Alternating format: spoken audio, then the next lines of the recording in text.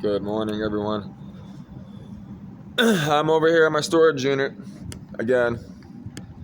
I just dropped off my cat at Bill's house at that camper so I can get shit done. I started organizing some shit, cleaning shit up. I gotta get all this stuff out and then put my furniture in there and then put all this stuff back in a sense. Yeah. Last night was fun. It started sprinkling and I started crashing, dude, after about 2, and I decided to go to bed. I literally pulled over somewhere in Detroit. I don't even know where I was. Like, I know where, like, area, but I've never slept there before. I just pulled over and went to sleep. Woke up at like 5, fucking freezing. Got out of the car, pissed outside of my car, literally right out the door, like, and then got back in the car and then drove straight to Bill's, dropped off the cat, gave my cat some cat food, came here. All I did was hit the bong once, and I ran the VIN on this car. It is an SVT Focus. That's why it's fast. It's an SVT Focus that's been debadged. So they debadged it. That's why I didn't know that it was an SVT. I thought it was just a regular ZX3. But it is an SVT Focus. It does have the G-Trag, the Getrag transmission in it.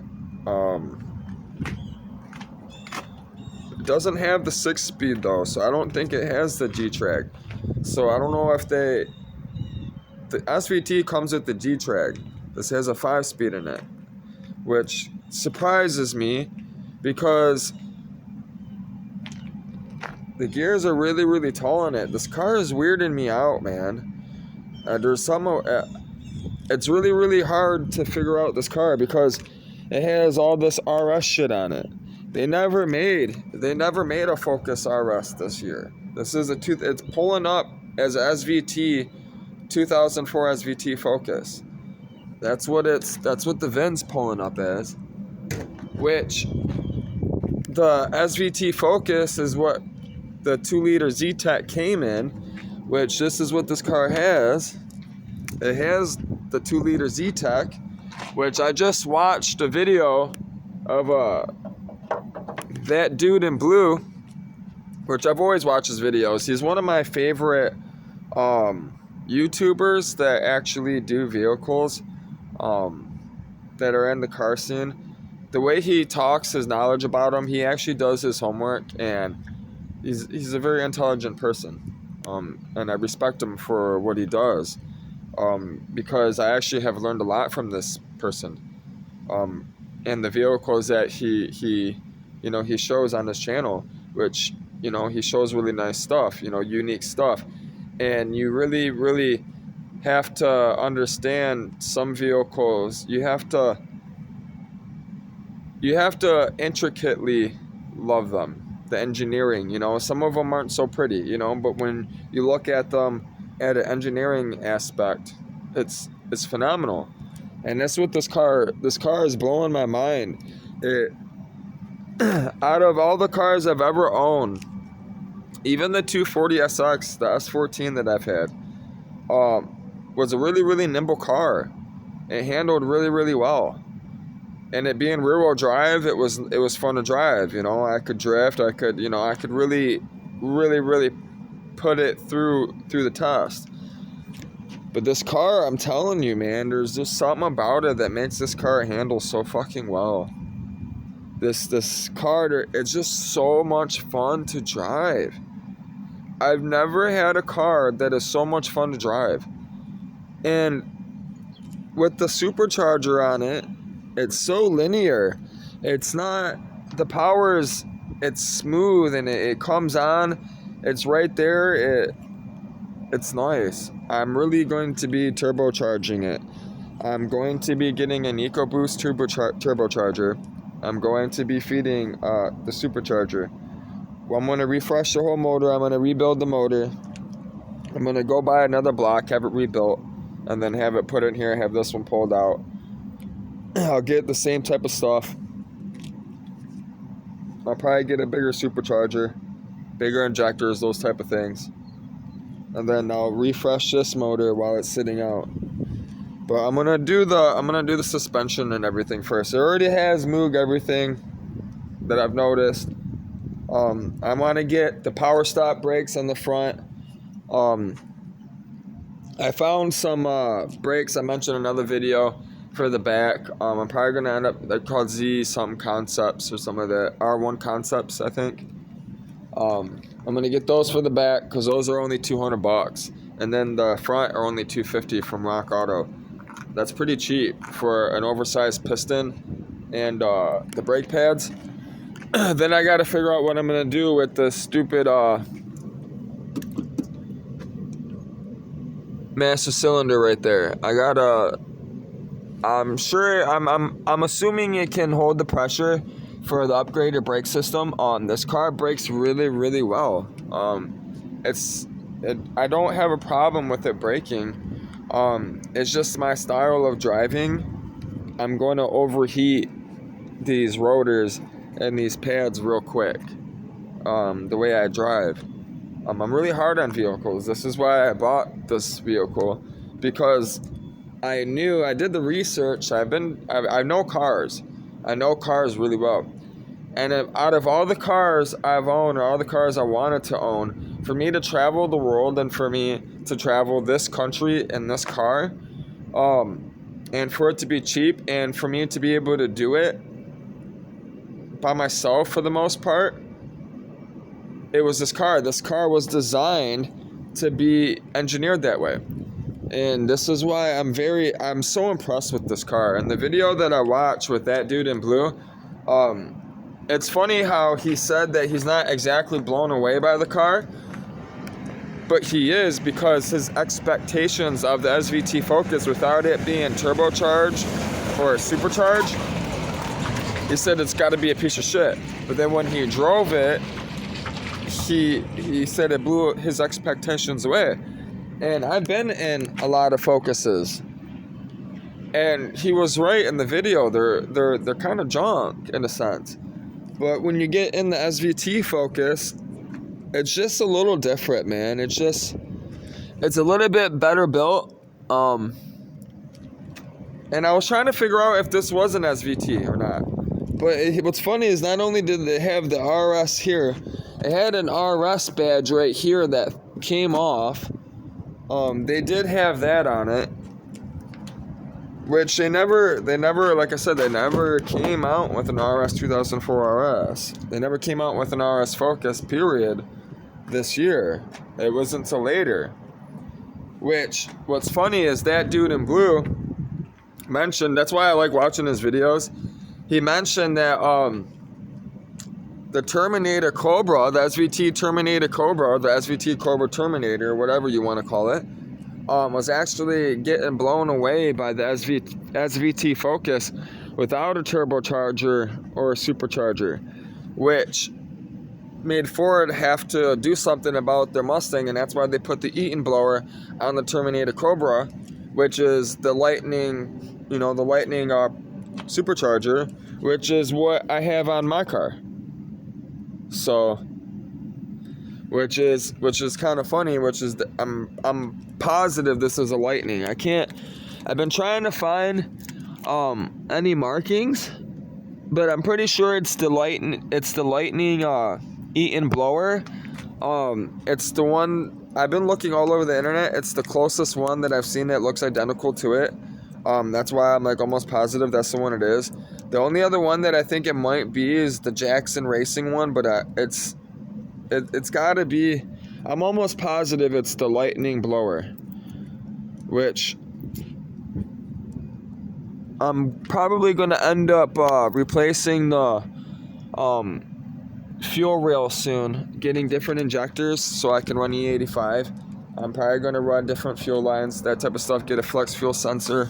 And once I get all the hookups for my laptop, I gotta get, I'm gonna be getting a laptop mount, like a mount. I'm gonna mount it right here. It's gonna be on a swivel, and the laptop's gonna be like right here, so the person can at least get in and they can be like, their legs can be right here, and there's just enough room for my little laptop. Because, I'm going to be traveling the country anyways with this car. Not too many people are going to be getting in this car other than like Margarita, once I, leave. But the cat is going to be in my car most of the time. The cat's going to be in the passenger seat. So that's where she likes to be in the passenger seat. That's where she's always at usually. She likes to either sit there or she likes to sit behind my head. So I gotta get the box. I'm trying to kill time right now to go get my check, and I'm hoping I don't have to beat up anybody or hurt anybody or have to jump through hoops to get paid for the work that I have done at this pizza place. They owe me a check for 3 weeks, and I'm supposed to be getting it today. Even though I don't work there anymore, I'm going to be taking that check, and I'm going to be using it to not only pay my insurance for my car this month, and I got to go get my laptop out of pawn that I used to pay my electric bill about 2 months ago. Once I do that, I'm going to be getting a bigger storage unit over here if they're available, as long as they're still available. So they have some storage units over here outside of the fence. They have air, electric, all that stuff. They allow you to run a company kind of out of it in a sense, like landscaping type stuff.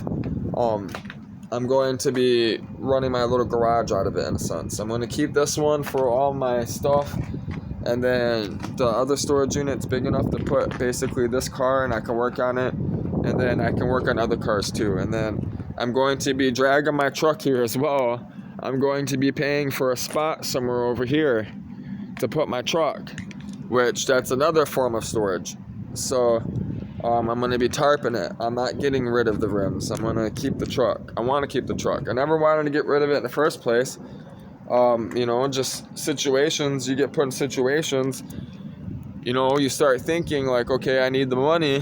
What should I do? I should probably do this, but I know how to make money.